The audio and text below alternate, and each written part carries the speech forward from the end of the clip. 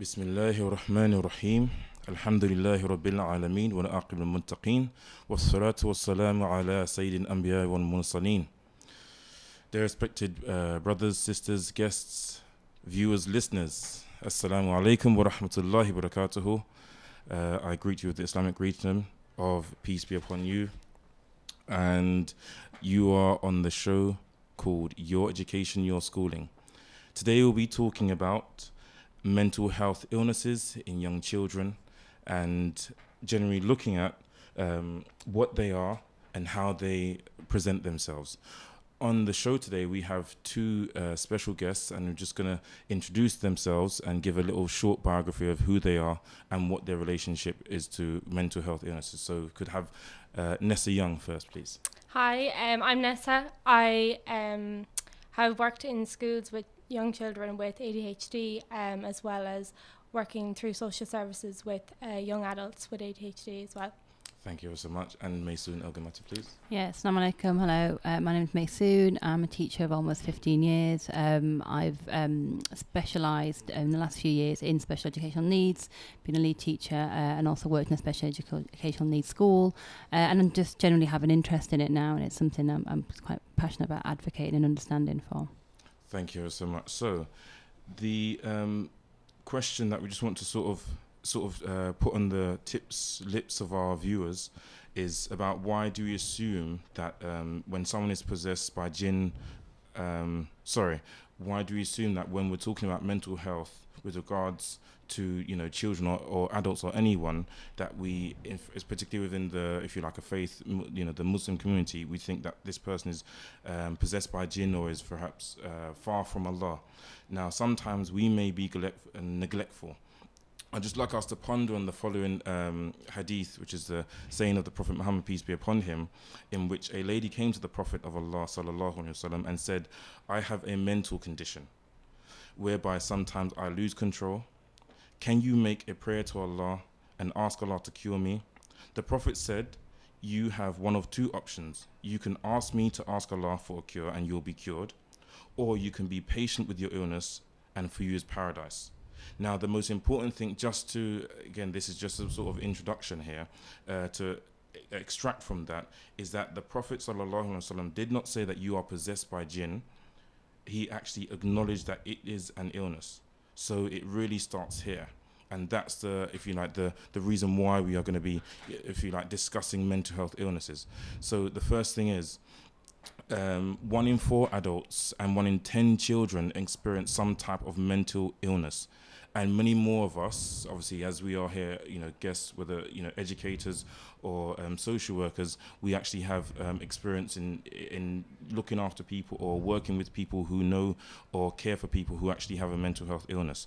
So I'd like to just actually ask our guests as well, why is it important for us to be talking about mental health illnesses, particularly with regards to children? Maysoon. I think it's really important. I think just good mental health is really important for everybody, and I do feel that the term's really heavily loaded. So whether or not you come from a faith background, I think a lot of people do misunderstand it and almost, in a sense, see it as something that can be caught, and they don't want to talk to people with mental health. So just on one level, I think we really need to kind of like destigmatize the term mental health. In terms of your question specifically, I feel that anybody from any kind of faith-based community, and I've worked in lots of diverse areas around the country and also abroad, I think culture and religion really infuse, and sometimes the boundaries get really blurred and people get really confused, and sometimes it's a safe remedy to kind of go back to something they know really well. But I do feel that if you've got a spiritual crisis and you'll go and see your church leader, your imam or whatever, but if it's something like mental health, I really feel this is something that needs diagnosis by a professional. It isn't really something we can do at home. That's not something I recommend. NHS website, I think we discussed that earlier in our own private discussions, that go on the NHS website, speak to your doctor, and then see what the symptoms are and discuss it. But separating the two is really important. Brilliant. Is that the same thing for you as well too, Miss Young? Yeah, I suppose I agree as well. I think it's really important that having a mental illness can be quite isolating for the young child and for the family. So I think the more we talk about it and discuss it, the more that we can offer support to the families and the children. Thank you ever so much. So obviously we're talking here about destigmatizing mental health illnesses so that we can open up conversations. So just again, some more bits of information here, because we will touch upon all aspects of this as much as possible. 95% of young offenders in juvenile prisons suffer from a mental health problem. 75% of them are actually undiagnosed. So we're saying this is a real, if you like, a real big situation where children, because essentially what we're, the sort of, the picture that we're sort of drawing is, what is a mental health illness? That's the first thing. We're thinking, right, what does it look like? How does it present itself? And we have to essentially bring it on the same level to which someone is, who has cancer is viewed. Obviously, cancer is a stronger, it's a different, it's got its own physical element itself. But in terms of the compassion and the mercy that people show to people who are suffering with this is the sort of direction that we sort of need to take things. Now, it's thought that around 2 to 5% of school-aged children may have ADHD. 1 in every 100 people in the UK has ASD.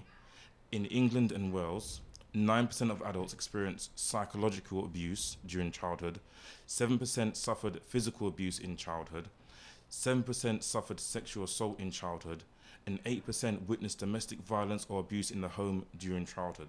So we're saying childhood trauma, ASD, ADHD is something that is very much prevalent in society, and we need to, whether you are from a faith-based background or a non-faith background, we need to be having these conversations to open it and open up so that people feel comfortable enough to talk about this.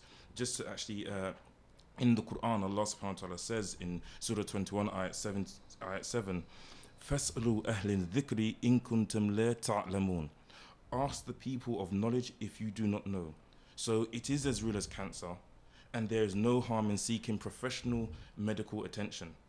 And so we'd actually just like to start off with talking about what is ADHD, what does it look like, what are some of the symptoms, how does it present itself in the classroom, how does it present itself outside of the classroom, and what has everyone's experience been like with regards to ADHD. Mason, if we could just have a breakdown of ADHD, please. Yeah, so in terms of how it presents itself, it's something that you'd often find a child maybe fidgeting quite a lot, unable to focus for long periods of time, maybe getting quite frustrated because they're not being understood, and that can manifest itself in terms of refusal to work, refusal to kind of engage with whoever they're speaking to, like the adult in the classroom, and then outside the classroom as well. It can just lead to being quite misunderstood, and often sometimes they'll be looked at as being like a naughty child, and people will be quite dismissive of parents, I think. And it's I know for parents that can be quite kind of shame based as well, and then the parent might kind of deal with it in a way that's not always appropriate, and it just leads to quite a lot of frustration. I just feel like behaviours that present themselves, but obviously it's because the child themselves is frustrated. They're not able to kind of like concentrate for long periods, and they want the task maybe broken down and made simpler, or they just need time out. So time out's a really important thing, I would say. So fidgeting, I mean, I've got to say I am a nervous person, and so fidgeting is something that I find myself doing. So how do you distinguish between someone like me who might just fidget just because they're nervous? I don't like maths. And when it comes to maths, I get a little bit nervous. So how do we distinguish between someone who can't sit still, let's say if they have ADHD, and someone who is a bit nervous, who doesn't like that subject? What really is it? Come on, Nessa, please.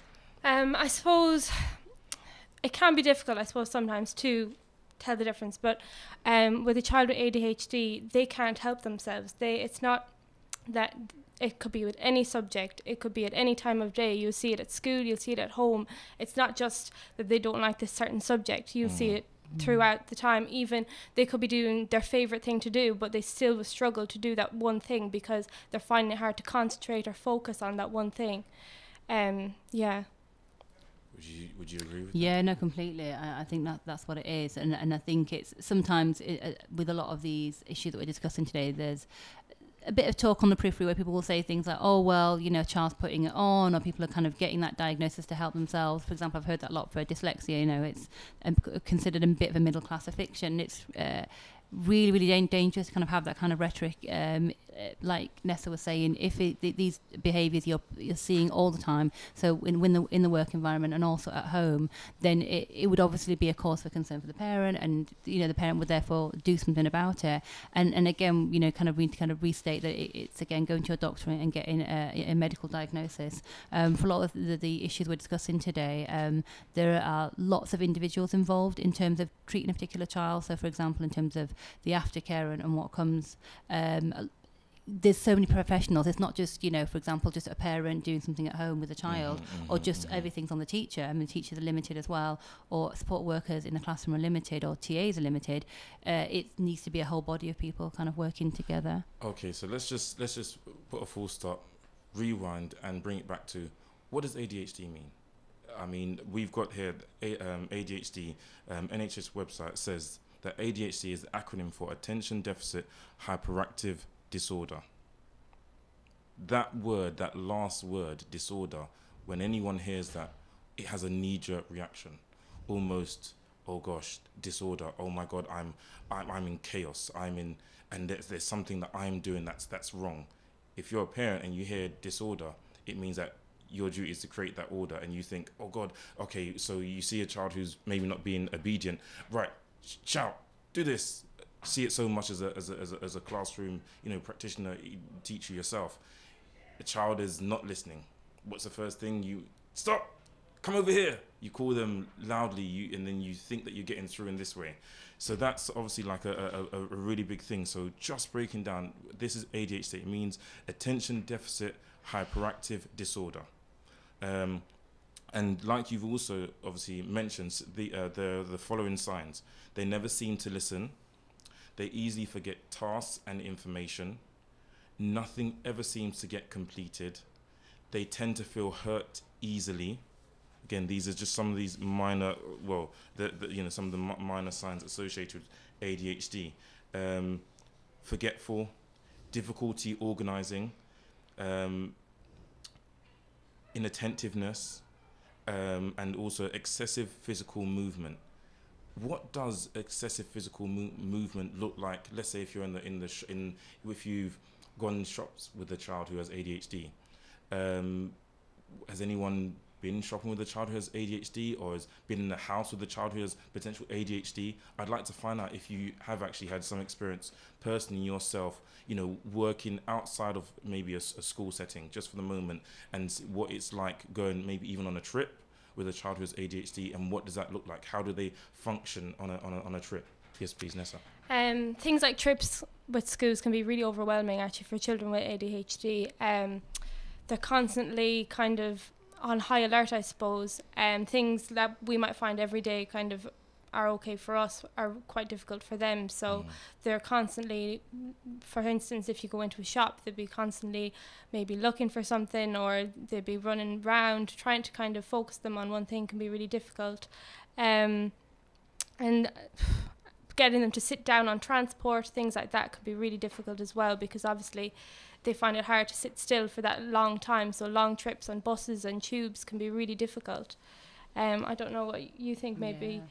I agree. I think the key thing you mentioned was actually that it's really overwhelming, and that sometimes I think we really forget about that, because for us, trips are quite a fun experience. We're looking forward to it, but with somebody who's got ADHD, then you're taking out your natural environment. You don't know where your danger is going to lie, and so you are on high alert. So often you might find a child engages and is quite happy initially, but then, especially with just the trip itself, the transport there takes a long time. There can be a lot of frustrations. You'll often see friendships break down in that time, because other children aren't always aware of how to deal with a child that's got ADHD. I mean, they might have a different kind of issue or concern. So, it can lead to like a lot of frustration, a lot of kind of tears I've seen. And just because they're not being understood, and everyone else might be having fun, and that is again, I think Ness had mentioned, it's quite isolating, because you've got this issue that's keeping you on high alert. You're quite stressed. You've got a lot of kind of things going on in your head. You are forgetting things, and you're constantly thinking, have I got this with me? Have I got that with me? Did I bring this? And it's the whole experience is as adults, you know, maybe with that particular issue, we can kind of say, oh, their trip out is really quite fun, but for a child, and remember, obviously, children, their development, emotionally, mentally, is just there's huge differences, and then put on top of that a particular special need. And I need to emphasize this point: everyone has a particular need. I mean, I think sometimes we can kind of look at people as labels, but we often forget when you're in the big wide world, once you kind of hit 18, you're out of kind of formal education, you don't have those statements around with you. People just present, you know, just treat you as who you are, how you present yourself. And I suppose that as well kind of can be quite scary as well, because you've always had this kind of support system maybe younger on, and then you get out, and at 18 you're not always that mature, and especially if you've been kind of in a quite a small environment, as some students I've worked in the past have been, then it must be really daunting just to kind of get out in a big wide world and suddenly no one understands your need. So it's very daunting from a child's perspective, going out on a trip, and essentially not being able to focus on that trip. How do we support a child who goes out on a trip? How do parents support their children who are at home? There's just something I just want to read from an online blogger who was talking about their child as a Muslim parent who has ADHD. So it goes, and it reads as follows: "This morning, my daughter, ADHD, woke up and insisted she made fajr." So that's the first morning prayer. "She did not," the parent says. "I was there and she did not go to the bathroom and make wudu, nor did she make salah. This has happened every morning for the past few months. Usually when I confront her," so we've got here confrontation, "she becomes angry and goes on the offense to derail me from the issue. It works. Her behavior gets so aggressive, the focus changes from getting her to pray to de-escalating her behavior." Now, this could be anyone from a Muslim to a non-Muslim parent, in the classroom, outside of the classroom. Getting a child to do a basic everyday task, who has ADHD, who doesn't like to be confronted, is a very, very nerve-wracking path. You will always, as it appears from this parent, it seems that there's always a big struggle that ensues. You constantly are battling against either someone who's a child who says, "Yes, I did," "No, you didn't," "Yes, I did," "No, you didn't," "Okay, I need you to go and do this." I did it. "No, I saw you didn't." And then the moment that you've confronted that child individual about their lie, they then become very, very physically, sometimes verbally aggressive. And the key thing is actually what do we do to address that? How do we confront situations where a child who has ADHD, who is expected to perform basic everyday tasks, they struggle with being confronted, but we still need them to be able to do these everyday basic things. In the classroom, it's a very easy, if you like, it's an easier topic, I guess, than discussing outside of the classroom, where you've got reward charts, rainbow charts that a child can, that behavior isn't something that we approve of. You can move down the rainbow chart. It's something that we do approve of, and you encourage a child to work towards, a reward system. How does a parent then enact, with a child who has ADHD, how do they enact in motivating their child to do something that they want them to do without becoming confrontational or aggressive? Do we have any thoughts? I think, like a lot of the things that you do in the classroom can actually be brought into the home as well. Like things like reward charts work brilliantly with children with ADHD. And I think praise, you can't give a child enough praise. It really, I think it can really help. And I suppose trying not to focus on the negative behaviour, and trying to be as positive. I know it can be difficult, but focus on the positive behaviour more so than the negative behaviour. So focusing on the positive behaviour as opposed to the negative behaviour. And how about if you are just outside of the home, not quite in school, but a parent is going about everyday tasks. You're in the shopping mall, and the child says, "I want this." "No, we can't have that." And then the child I think one of the key things here is that actually it's the perspective on which it's looked at, because especially when we have, and this is the reason why this discussion is really, really important, when we have people who don't understand that a child may have ADHD, so may have a mental health illness, which is as legitimate as saying someone who has cancer and should be given the same sort of compassion and approach to someone who has, even if someone who has a physical, they're in a wheelchair, we usually step out of the way. If someone maybe sees that a child is perhaps what might be viewed as acting out, not listening to their parent, being disobedient, a parent has to be confident in one sense to say, my child has a mental health illness, and not be ashamed. And also the people around have to have enough compassion to say, actually, it's okay, and allow them to continue, not have judgmental eyes. I think that's where we sort of are heading towards, Maysoon. Yeah, so it got it kind of what you were saying kind of triggered lots of different things that I was wanting to mention. I agree with what Nessa was saying in terms of if something works in the school, then you can have a reward system at home. I mean, just there's a program that's on TV for years, and that's Super Nanny, for example. Joe Frost was really good at that, I think it really influenced lots of people. I remember when I was training to teach, I was encouraged to watch it, just to kind of give me an understanding, even though I was working with older children, to give me an understanding. Just one point I want to make. Just from what you were saying, is that I think it's really important that I think something people overlook. But I remember being told many years ago that actually there's been a lot of studies that show that emotional pain is registered by the mind in the same way as physical pain. So say, for example, somebody's experienced something kind of really devastating, something quite traumatic, the brain would register it in the same way, the same threshold and pain level, as if, sounds strange, you'd had a limb cut off. I mean, there's actually been studies that show, and when I was told this many years ago, it really shifted my complete perspective about mental health and understanding, because as Nessa mentioned before, yes, it's really isolated, and it's isolating because it's something personal that people are going through, and it's kind of in your own head. And that's kind of where I think from faith-based backgrounds of all faiths, let's be honest, people will say whether it's their person's possessed in whatever way, I think it's something that people talk about quite a lot. Or they're conflicted, they're kind of, you can have a negative self-image, for example, and that's not necessarily actual voices, because hearing voices in the head is a different type of mental health issue. It's not always, and again, I think it's easier for people to go, especially people aren't educated sometimes, and I think if the only education they've got is through their faith, then that's an easy one to rely on. And the other thing, it's not to delegitimize. Sorry, no, it's not to delegitimize faith. No, not at all. In terms of that,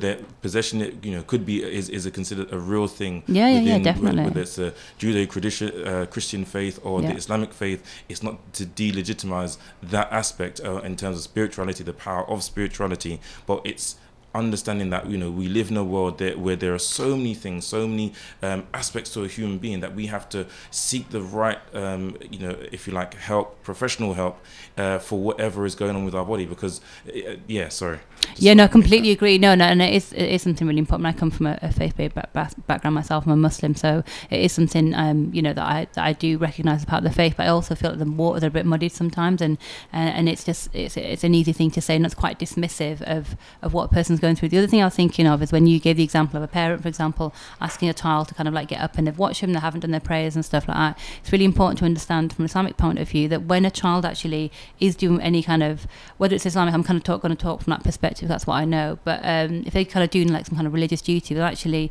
in Islamic tradition and scripture, that child isn't really obeying God, it's actually listening to a parent, because there's this whole kind of understanding that children do not really understand the concept of God. It's too kind of abstract, they don't actually understand it. So I remember going to some study circle many years ago, and we discussed this point specifically, that sometimes parents can be quite angsty and want their child to do a particular thing because it's really important to them, especially if a child has a particular mental health issue, then they're not going to understand, and any child will not understand the concept of God. They might say, I believe in God and whatever, but really not until they hit a particular age and they hit puberty, and that kind of rational thought comes into play. And obviously in terms of a lot of the children that I've worked with in the past, they may be developmentally behind, and some children are limited, and they will never get to that threshold of being accountable, fully rational beings, and that's fine to say that. There's no shame in it. But I think what we need to do is kind of empower parents to get them to understand that if a child is lying to you, if there's fear, then the easiest thing is to come out. If there's fear, the easiest thing is to say, "Oh, I've done it," and to kind of get that particular person, whoever they are, even if it is their parent, off their back, metaphorically speaking. And I feel like confrontation really needs to be diffused. It needs to be, and it's very difficult because sometimes you can get caught up and say, "But if that child doesn't do this from an early age, spiritually, it's going to be a negative thing." And I think we need to kind of take that out. God completely understands where you're coming from with the parent, where the child's coming from, and sometimes you kind of almost have to pick your battles, even in the classroom. When you see a child really struggling, if a piece of work isn't done that then and there, it really isn't a disaster. And I think if you're lucky enough to work in a small classroom setting, it's easy. In mainstream, it's quite difficult sometimes, but I've also worked in mainstream where I've supported children with a particular ADHD, and it's, you have to leave it. You have to, because you've got to put yourself in that particular individual's shoes, and they're just not ready to cope and deal with it. Then we can come back to it another time, and forcing something is really, really damaging. So that's just something. It almost seems like it's a bit of a power struggle. Yes. Yeah. And I think from that, going in, having battles where it's just about a power struggle, an adult wins one time and a child then finds another way to win, and it only ensues a kind of negative, if you like, just the metaphor of when the snowball's rolling down. It's a downhill spiraling effect, and no one benefits ultimately from that. There are some solutions, some things obviously around medication and treatment, which is also another interesting area. Now, the NHS offers that there is medication and there is therapy which can help to relieve some of the symptoms, and it is important to notice at this point and highlight that there isn't a particular cure that has been mentioned. So it's not something, okay, if you take this take this particular drug, it's going to cure you, or if you recite this particular thing, it's going to cure you. What we are talking about here, when we talk about treatments and solutions, we are talking about medication or therapy that can relieve some of the symptoms. So some of the symptoms, such as helping a child to learn new skills, to help them organize. So obviously we know that if a child has ADHD when they are 6-7 years old and they haven't learned maybe their basic phonics skills, having medication or taking medication or therapy might just help a child to learn those basic reading skills or those numeracy skills. Also, another thing is also psychoeducation, where you can get a child to discuss ADHD and how it affects them. Behavior therapy, and there are some things that are parenting tips. So you can have support groups, discuss medication with all the family members concerned, because obviously when any family is thinking about taking medication, there are side effects. Whenever you work in a school with the child who has ADHD, there are side effects. That's, we can't really beat about the bush. There's, some children might be drowsy. There might be, if you like, what's the phrase, tics that take place, or excess even more energy that comes, or even heavily withdrawn from the environment. So that's not to sort of gloss over the fact that taking medication comes with its side effects, but it's also not to outweigh the concept that actually medication is something that is sort of necessary to sort of relieve those symptoms. Any thoughts on medication, please, Nessa?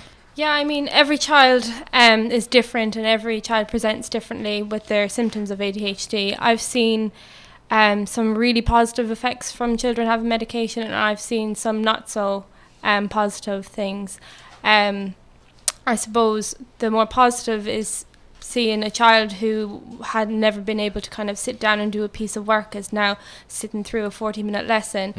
And then I suppose the other side of it is seeing a child who was this very kind of energetic and lovely, bubbly person come into school one day and be lifeless almost. So I think, every child is different, and it kind of does depend on the child and what you feel is right for your family as well. Hold that for a minute. We have a caller.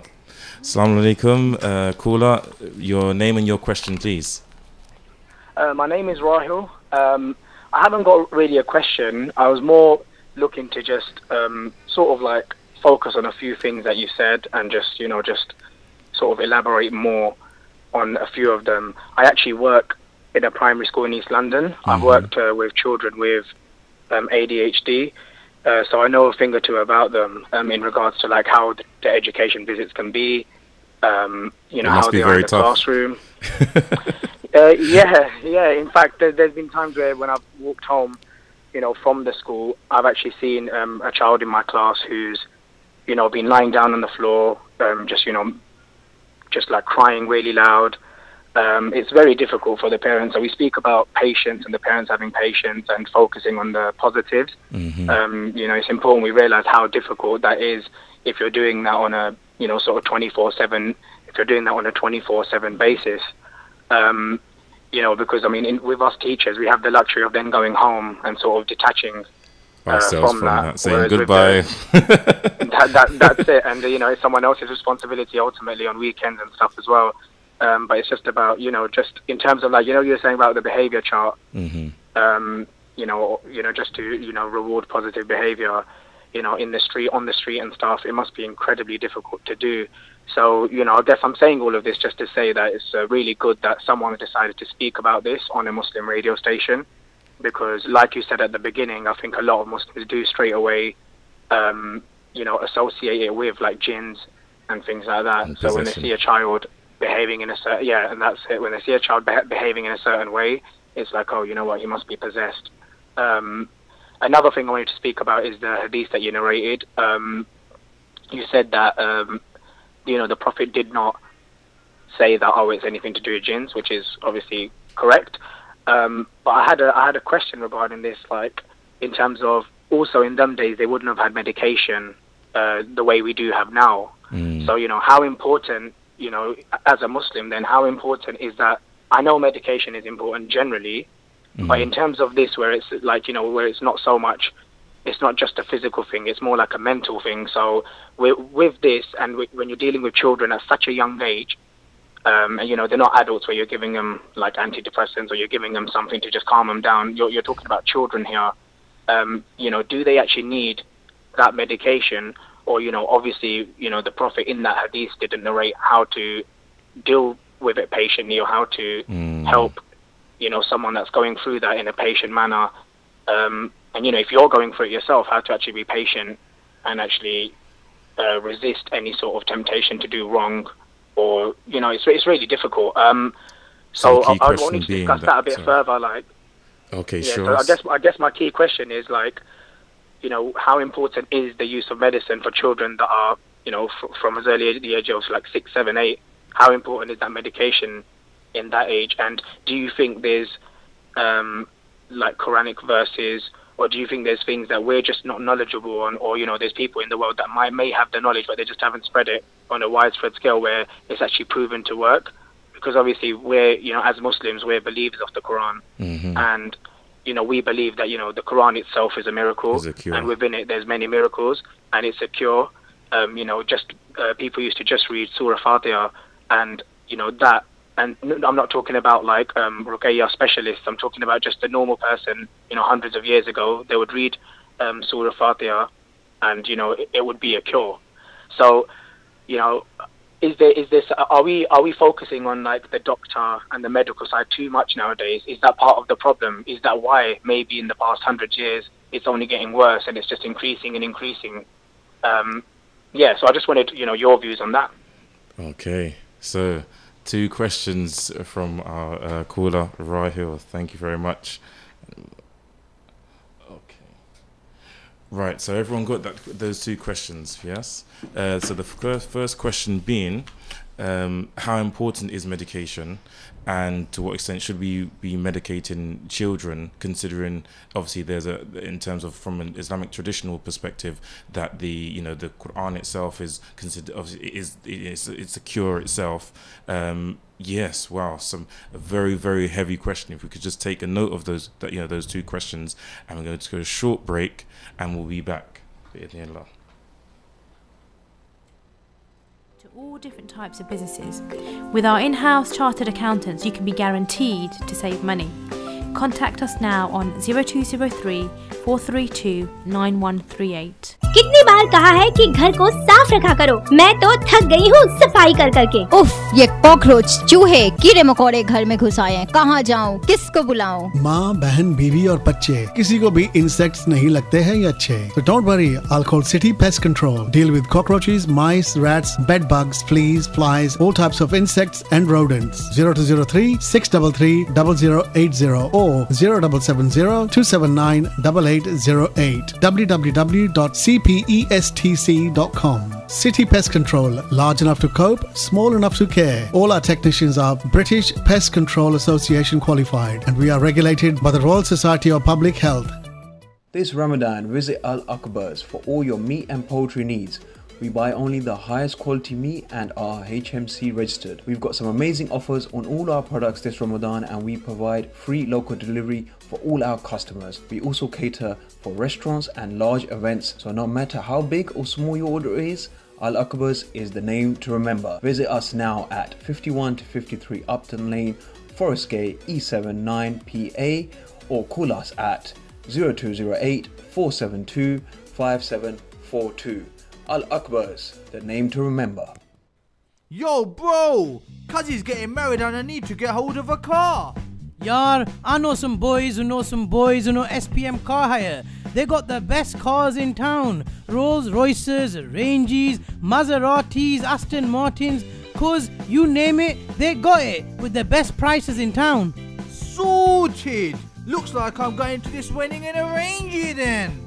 They'll drop off the car and pick you up once you're done. Just give them a ring on 01798 397 916 or visit them online spmhire.com or find them on Instagram. Looking for meat and groceries? Look no further than Waris Food Store in Walthamstow. Visit the store to view our special Ramadan offers. 420 Hull Street, Walthamstow, E17 9AA. Or for free delivery, call us on 0208 521 0000.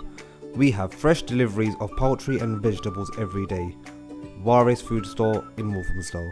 Reliant Solicitors fight to protect your legal rights. Our firm offers a wide range of services including immigration, family law, commercial law, civil litigation, personal injury, landlord and tenant disputes and employment law.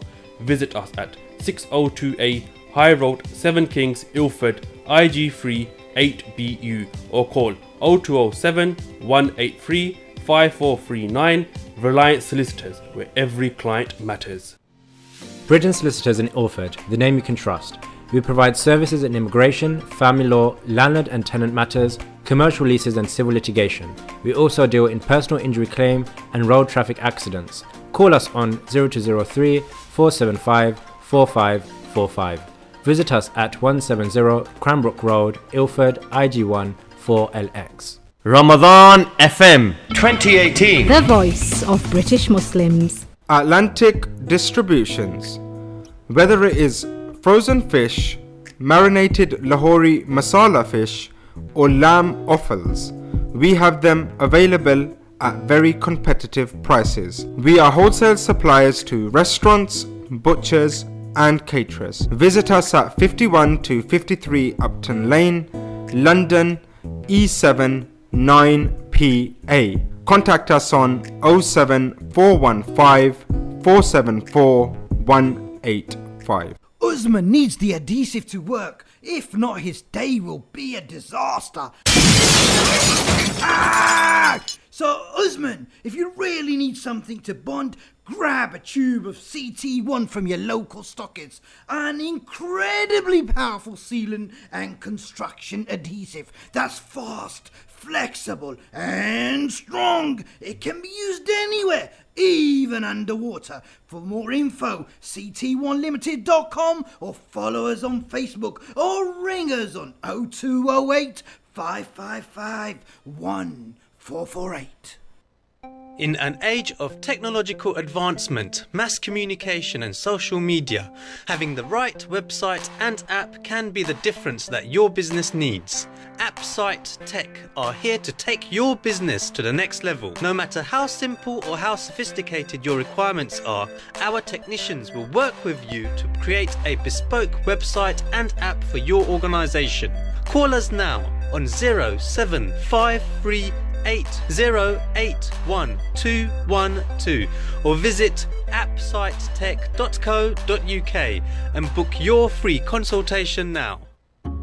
Amigos, the signature name when it comes to burgers and shakes. Our succulent burgers are prepared in front of you while you wait. Whether you go for the 6-ounce Mexican or the 10-ounce Texan, or you decide to go for our messy fries or buffalo wings, one thing you're guaranteed is quality. We've also got a range of desserts including our trademark shakes in all your favourite flavours.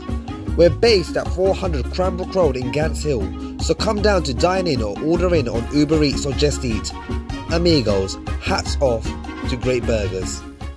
Ramadan FM 2018. The voice of British Muslims. Hey, तैनू 20 बारी आके तक cricket ना खेलिया कर तो फिर window पंच हो रही है. Okay, welcome back, viewers. Assalamu alaikum wa rahmatullahi wa barakatuhu. Just before, we had a very, very interesting caller who gave the following two questions. Are we focusing too much on medication? And do children need to have medication? So I'm going to split the question down the side, and I'd like both of my guests to have a go at taking both of them on. Please, Nessa Young. I think in terms of whether young children should be medicated, I think it's something you'd really need to look at case by case, because for some children maybe they won't need medication, and maybe it's kind of just about putting in different kind of behavioural help and maybe a bit of some counselling, and it can be kind of managed by that way. But I think with other cases, medication might be the only kind of option for them to really kind of give them a chance to focus and kind of live a kind of, I don't want to use the word normal, but fruitful life, and kind of be able to go to school and kind of do the everyday things that other children are able to do. Because there are some children who have extreme cases of ADHD, and we would obviously need to address that, with its due cause. But there are some children who have mild signs of ADHD, and a child who has maybe mild ADHD, who still is on the ADHD, if you like, spectrum, they still need to be diagnosed as such or given an EHCP plan. But in the same breath, they don't necessarily need to or go straight down that the medication route. There needs to be lots of conversation with family members. There needs to be lots of talking before going down that route. Yeah. And I think medication should maybe never be like the first step. You just straight medicate. I think it's something that you need to talk about with your doctor and your school, your teacher. Everyone will be able to kind of give you support in that sense. I don't think it's something that anyone should choose lightly. It can have a lot of side effects like we just talked about. But I would say that it's something that would have to be case by case. Every child is different. Sure.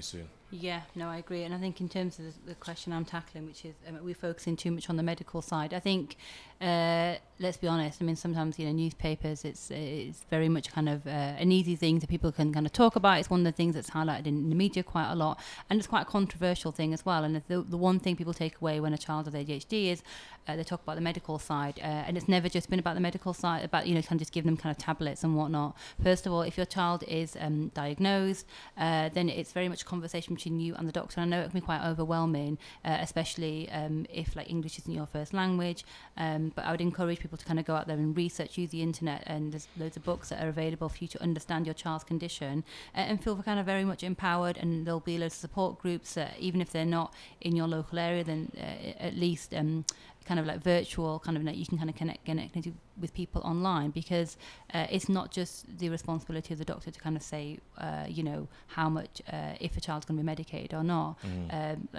Like as we mentioned before, it is case by case, and I feel that again, that it's not the first resort. It's something that even when a child is being medicated, I'm very much aware that in the past, a lot of the children from actually very early on in my teaching career, I've always taught children who have ADHD, and there is always a conversation about, how many tablets a person's taking, what the dosage, if it needs to be increased, if it needs to be decreased, because sometimes you can see a child and they're just, like a complete shadow of their former self when they're heavily medicated, and it kind of shows you that, that it sometimes needs adjusting. It sometimes isn't something to be the be-all and end-all, and talking therapy is something I really, really heavily promote. I think it's really vital that there are support groups out there that for parents, support groups for parents, and especially if a child's got ADHD. I think counselling, talking therapy is really beneficial, because a specialist practitioner who isn't as kind of maybe a little bit kind of intimidating as a GP is, and whose time is very, very pressed, you have like a slot which is for you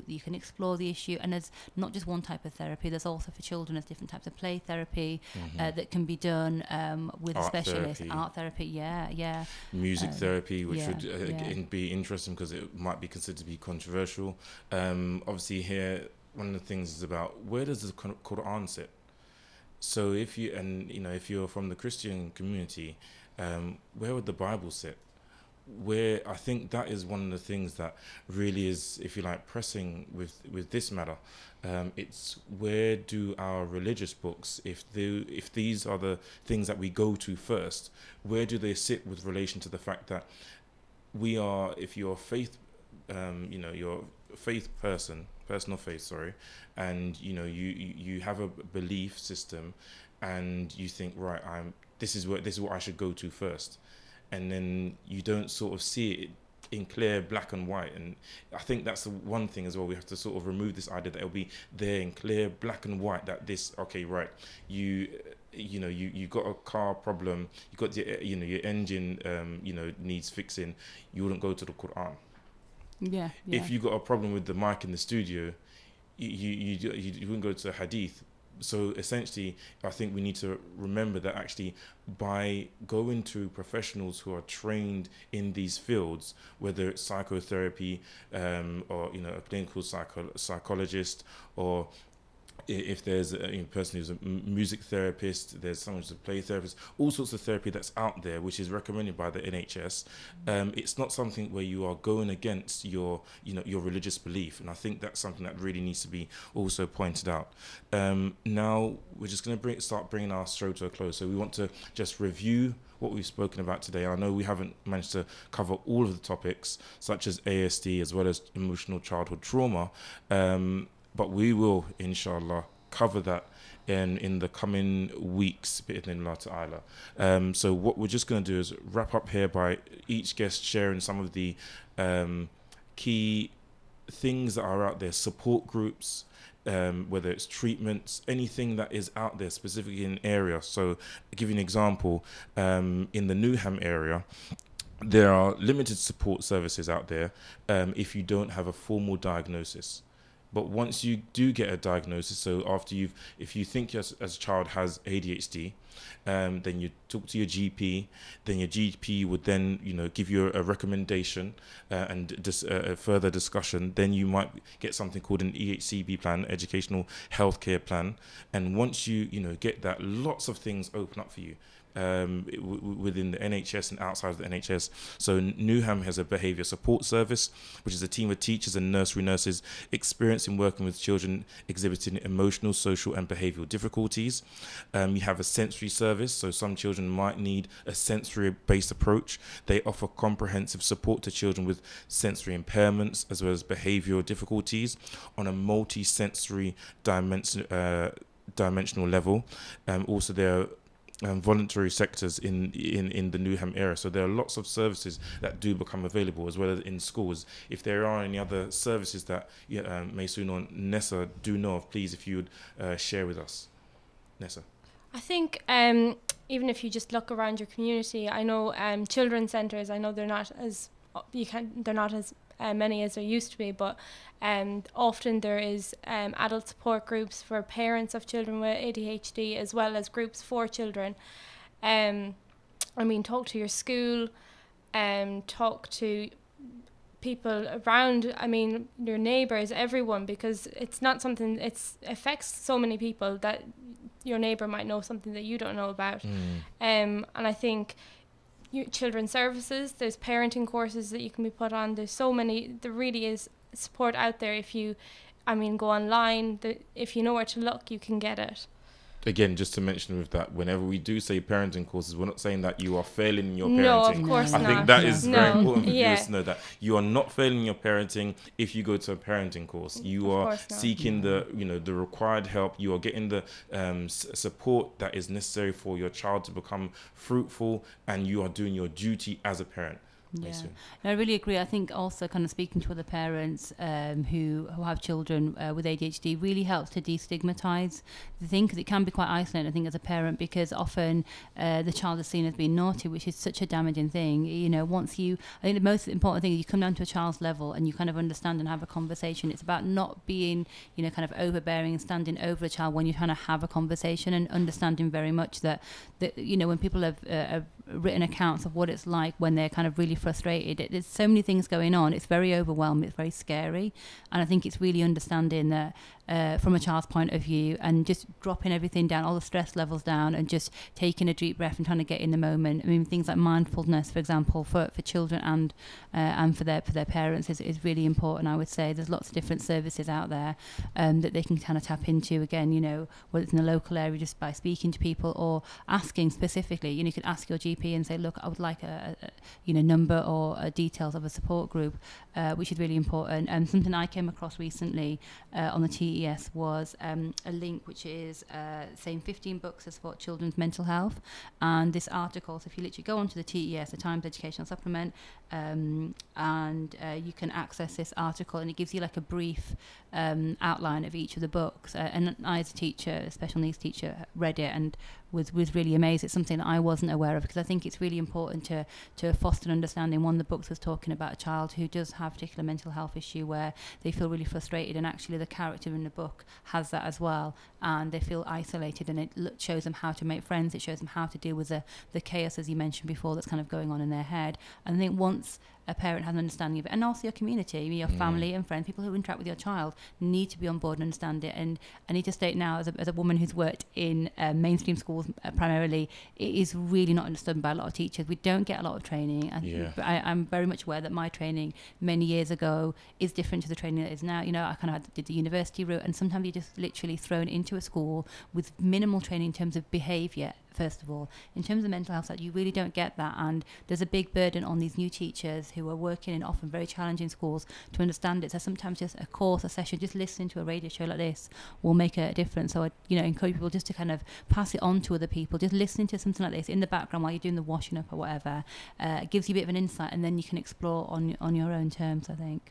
So making it almost second to nature, making it something that we just eat, live and breathe, where we hear and see the ads such as, running for cancer, or was it walk for cancer, jog for cancer.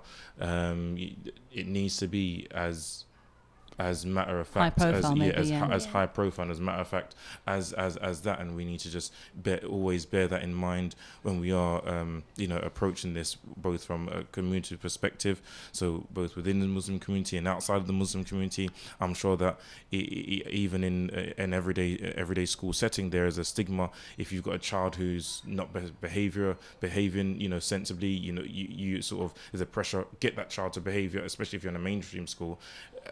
Outside of where the child, if you're in a specialist setting, and then you have to deal with a whole wide range of, sort of emotional and mental health needs. So we're going to just wrap this up now. So thank you very much, guests, listeners and viewers. We were talking today about ADHD, which is the acronym for Attention Deficit Hyperactive Disorder. And we shouldn't be scared about that word, disorder. It is a medical condition.